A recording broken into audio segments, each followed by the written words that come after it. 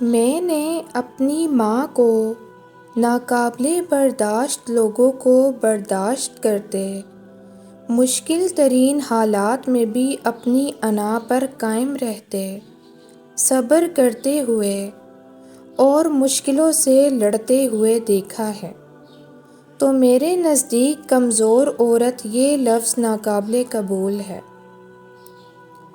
چھوٹی لڑکیاں تو نرم ٹہنی کی طرح ہوتی ہیں، جہاں موڑو مڑ جائیں گی، مگر جو بڑی لڑکیاں ہوتی ہیں وہ کانچ کی طرح ہوتی ہیں، انہیں موڑو تو مڑتی نہیں ہیں، زبردستی کرو تو ٹوٹ جاتی ہیں۔ کانچ کو تراشنا پڑتا ہے، اور جب تک اپنے ہاتھ زخمی نہیں ہوتے وہ مرضی کے مطابق نہیں ڈھلتا۔ پڑھ لکھ کر اگر اپنے حقوق کے بارے میں شعور آ جائے تو اسے دماغ خراب ہونا نہیں کہتے۔ ہم نے اپنی ماؤں، نانی، دادی کی زندگیوں میں وہ ہوتے دیکھا ہوتا ہے جو سہنے کے لائق نہیں تھا، اس لیے ہم یہ جنریشنل ٹراما آگے پاس نہیں کرنا چاہتے۔ جب تم محسوس کرنے لگو کہ تم آخری حد تک آزمائے جا رہے ہو تو سمجھ جاؤ کہ تمہارے معاملے کا فیصلہ اور اللہ کی جانب سے مدد کا وقت یقیناً بہت قریب آ رہا ہے۔ بس تم اللہ کے حکم کے انتظار میں صبر کرتے رہو، کیونکہ اللہ تمہارے صبر کا اجر تمہیں ضرور دے گا، اور تمہیں ایسا سکون دے گا کہ تمہیں کبھی نہیں لگے گا کہ تم تنہا ہو۔ اللہ کا وعدہ ہے وہ اپنے بندوں کو کبھی مایوس نہیں ہونے دیتا۔ سردیاں کیوں آتی ہیں؟ رسول اللہ صلی اللہ علیہ وآلہ وسلم نے فرمایا، جہنم نے اپنے رب کے حضور میں شکایت کی اور کہا، اے میرے رب، میرے ہی بعض حصے نے بعض کو کھا لیا ہے۔ اللہ تعالیٰ نے اسے 2 سانسوں کی اجازت دے دی، ایک سانس سردی میں اور ایک گرمی میں۔ جو تم موسموں میں انتہائی گرمی اور انتہائی سردی دیکھتے ہو، یہی اس کا سبب ہے۔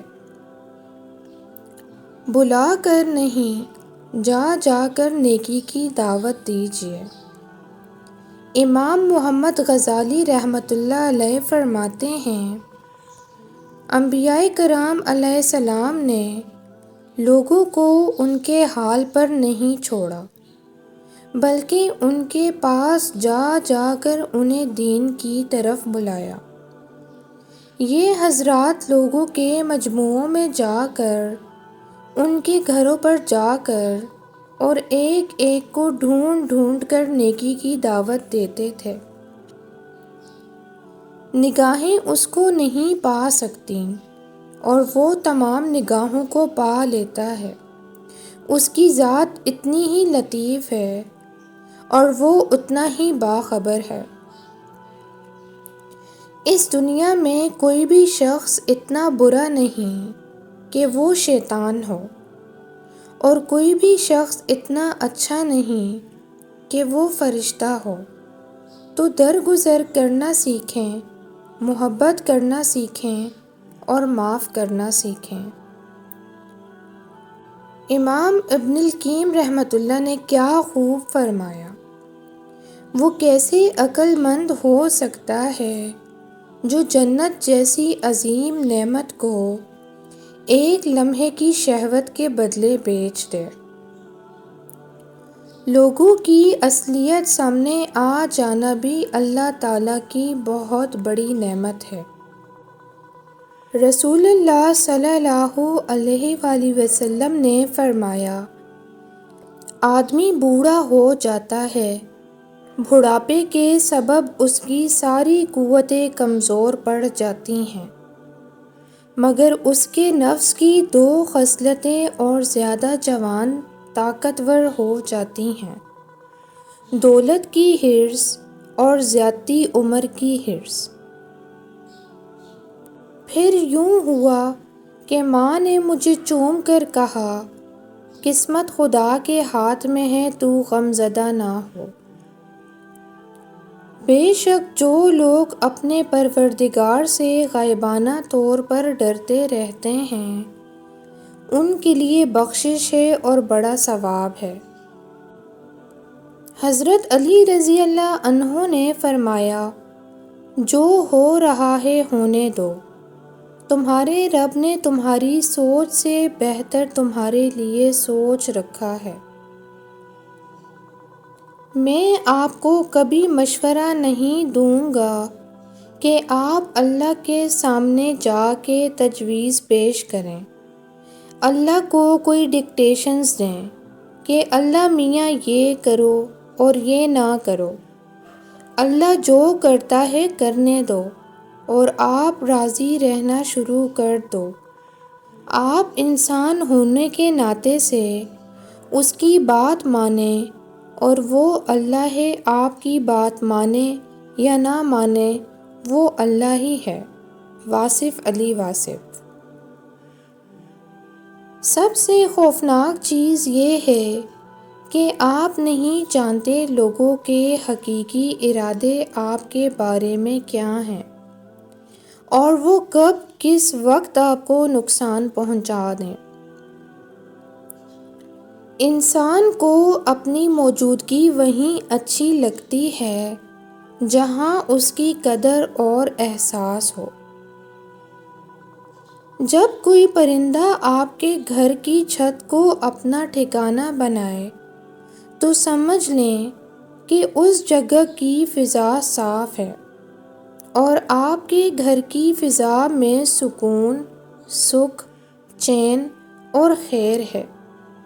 پرندے وہاں نہیں رکتے جہاں بے چینی ہو، بلکہ وہ امن، نرمی اور پاکیزگی کو پہچانتے ہیں اور وہی جگہ اپنا مسکن بناتے ہیں۔ شادی رزق کے علاوہ اور کچھ بھی نہیں ہے۔ بعض دفعہ آنکھوں دیکھی مکھی نگل کر بھی سب کچھ ٹھیک رہتا ہے، اور بعض دفعہ فرشتوں جیسے انسان بھی جھوٹے اور دھوکے باز نکلتے ہیں۔ مشکل وقت تلخ ضرور ہوتا ہے اور گزرتا بھی دیر سے ہے، لیکن یہ وقت گزرنے کے بعد آپ کی شخصیت نکھر کر سامنے آ جاتی ہے، اور پھر آپ ہر قسم کے حالات سے لڑنے کے لیے تیار ہو جاتے ہیں۔ سمجھیں تو یہ وقت اچھے برے کی پہچان کروانے اور رب سے قریب کرنے میں آپ کا مددگار ہے۔ اللہ سے اچھے گمان رکھا کرو، حالات چاہے کتنے بھی ناقابل قبول ہوں، توکل اس کی ذات پر رکھو۔ جیسا گمان رکھو گے ویسا ہی پھل پاؤ گے۔ اس کی ذات پر بھروسہ کرنے سے صحرا میں زمزم پھوٹتا ہے، مچھلی کے پیٹ میں انسان زندہ رہ لیتا ہے، آگ ٹھنڈی ہو جاتی ہے، سمندر کا سینہ پھٹ کر راستہ مل جاتا ہے، ساری بات بس بھروسے کی ہوتی ہے۔ اس بات کی تسلی رکھیں کہ آپ کے حصے کی خوشیاں آپ ہی کو نصیب ہوں گی، آپ کے حصے کی بارشیں آپ ہی کے آنگن میں برسیں گی، آپ کے حصے کے پھول آپ ہی کے باغیچے میں کھلیں گے۔ وہ رب جو خوشیاں آپ کے نصیب میں لکھ چکا ہے یا آپ کی دعاؤں کے بعد آپ کو عطا کرنا چاہتا ہے، وہ کسی کے یہ چیز تو نہیں مل سکتی کہہ دینے سے آپ سے واپس نہیں لی جاتی۔ اچھا ہمسفر سفید رنگ کی طرح لگتا ہے۔ سفید رنگ میں کوئی بھی رنگ ملاؤ نیا رنگ بن جائے گا، مگر دنیا کے سارے رنگ ملا کر بھی سفید رنگ نہیں بن سکتا۔ اس لیے اپنے لیے یہ دعا ضرور کیا کریں، اے اللہ مجھے نیک ساتھی عطا فرما، آمین۔ انسان کے نامہ اعمال میں لکھی ایک تسبیح بھی دنیا اور اس کی تمام چیزوں سے بہتر ہے، کیونکہ دنیا اور اس میں موجود ہر چیز فنا اور ختم ہو جائے گی، جبکہ تسبیح اور نیک عمل باقی رہے گا۔ تم کیوں نا امید ہوتے ہو؟ تمہارا رب ایک پھول کو ہنسانے کے لیے پورے آسمان کو رلانے کی طاقت رکھتا ہے۔ معاف کرنا آسان نہیں ہوتا، خاص طور پر ان لوگوں کو معاف کرنا جنہوں نے آپ کا دل دکھایا ہو، جنہوں نے آپ کے ساتھ ناانصافی کی ہو، اور جو آپ کے ساتھ زیادتی کرنے کے بعد بھی شرمندہ نہ ہوں۔ لیکن معاف کرنا ایک ایسی طاقت ہے جو ہمیں روحانی طور پر مضبوط کرتی ہے۔ ہم دوسروں کو معاف اس لیے نہیں کرتے کہ وہ معافی کے لائق ہیں، بلکہ اس لیے کرتے ہیں کہ ہمیں اپنے دل کے لیے سکون چاہیے ہوتا ہے۔ معافی وہ عمل ہے جو ہمارے دلوں کو بوجھ سے آزاد کرتی ہے اور ہمیں اللہ کے قریب کرتی ہے۔ ہم اتنے پریشان اپنے حالات کی وجہ سے نہیں ہوتے، بلکہ یہ جو ہمارے خیالات ہوتے ہیں یہ ہمیں زیادہ پریشان کرتے ہیں۔ ہماری غلط فہمیاں ہماری پریشانیاں ہوتی ہیں۔ ہم نے غلط پیمانے بنائے ہوئے ہیں، کامیابی اور ناکامی کے، خوش نصیبی اور بد نصیبی کے، جبکہ قرآن پاک میں اللہ پاک نے فرما دیا ہے، میں تمہیں آزماؤں گا بھوک سے اور خوف سے۔ تو اپنے حالات پہ نہیں بلکہ اپنے خیالات پر قابو پائیں۔ کبھی کبھی ہمیں زندگی اتنی جلدی سمجھ میں نہیں آتی، وقت لگتا ہے، اور جب سمجھ میں آ جاتی ہے تو چیزوں کو درست کرنے کے لیے وقت کم ہوتا ہے۔ کبھی ہم وہ جگہ چھوڑ چکے ہوتے ہیں جہاں ہم نے بہت سی غلطیاں کی ہوتی ہیں، اور کبھی وہ لوگ چلے جاتے ہیں جن کے ساتھ ہم نے زیادتیاں کی ہوتی ہیں۔ بس کرنا یہ ہے کہ جب احساس ہو جائے، سمجھ آ جائے، تو پھر کوشش کریں کہ کم سے کم غلطیاں ہوں۔ اس کمپٹیشن کے دور میں ہمیں اس بات کی شدید ضرورت ہے کہ ہم خود پر تھوڑا سا رحم کریں اور خود کو بے وجہ پریشان نہ کریں۔ مستقبل کی اتنی فکر ہمارا حال بھی کھا رہی ہے۔ کچھ دیر کے لیے ٹھہر کر خود کو یہ کہیں کہ جو ہو رہا ہے ہونے دو۔ ہم ہر چیز اپنے قابو میں نہیں کر سکتے۔ بے سبب کی سوچیں ہمیں ناشکری کی طرف لے جاتی ہیں۔ ہر کام میں جلد بازی نہ کریں، خود کو نہ تھکائیں۔ جس نے آج تک سنبھالا ہے وہ آگے بھی سنبھال لے گا۔ بھروسہ رکھیں، توکل کریں۔ جب تک اللہ نہ ٹھیک کر دیں تو تب تک جو جیسے چل رہا ہے اس کے ساتھ ویسے چلنا سیکھ لیتے ہیں، تاکہ یہ اداسی، سٹریس، ڈپریشن اور ان کا تمام خاندان ذرا ہمارے دل و دماغ میں اپنے خیمے نہ لگا سکے، اور لگا لے تو ہمیں ان کے علاج معلوم ہوں، کیونکہ ہر مرض شفا مانگتا ہے اور ہر شفا علاج کرنے سے ملتی ہے۔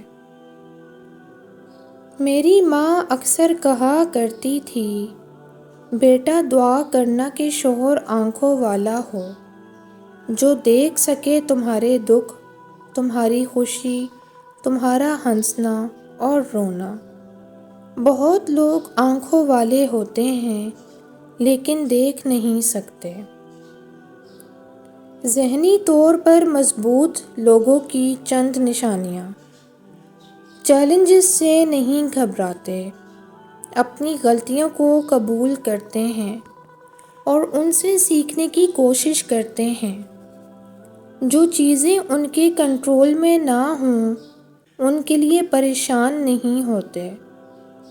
اپنی ذات کو دوسروں کے حوالے نہیں کرتے بلکہ اپنے آپ سے پیار کرتے ہیں۔ ہر وقت دوسروں کو خوش کرنے کی کوشش نہیں کرتے، کبھی بھی اپنے ماضی میں نہیں رہتے، اپنے حال پر فوکس رکھتے ہیں۔ زندگی میں ایک بار ناکامی کے بعد دوبارہ کوشش کرنے سے نہیں ڈرتے۔